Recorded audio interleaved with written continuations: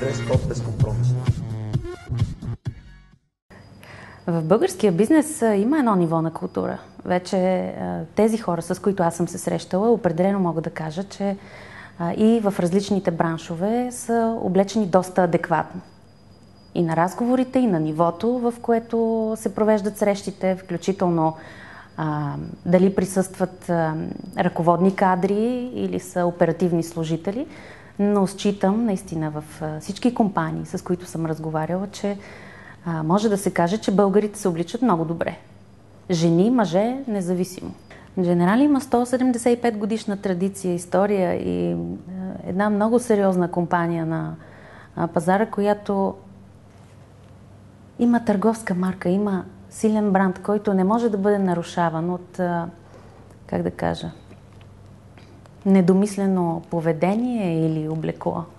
Можеш да изгубиш шанс да постигнеш целта си заради грешно послание. Може да изпратиш, може да заблудиш клиента, ако не си облечен подходящо наистина. Може първата реакция да отблъсне човека и той вече да не желае да разговаря или да комуникира, което е изгубена възможност. Аз съм за дозирания дрес-код. Либералният дрес-код много ми допада. Всяка уважаваща себе си компания трябва да има такъв дрес-код. Казвам либерален, защото не всички служители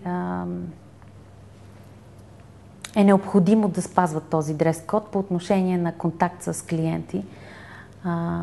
Застъпвам се за IT специалисти, за хора, които се занимават с, как да кажем, канцеларска работа. Имам предвид в помещения, които не са климатизирани, хайде така да го наречем. В такъв един момент можеш само да задушиш човек и в никакъв случай няма да го мотивираш да работи по-добре. За мен това е най-важно. Винаги търся изчистени линии. Изчистени, свежи цветове.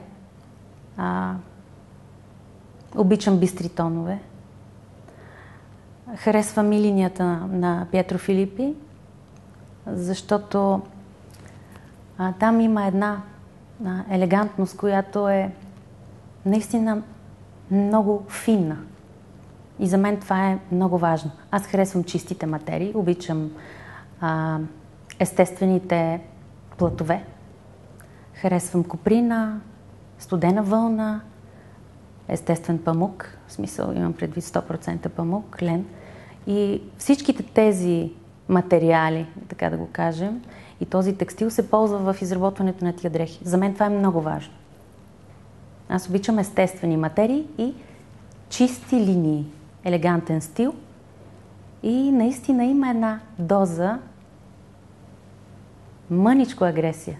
Може би е 5%, но това ми допада. Отговаря на моя темперамент, определен.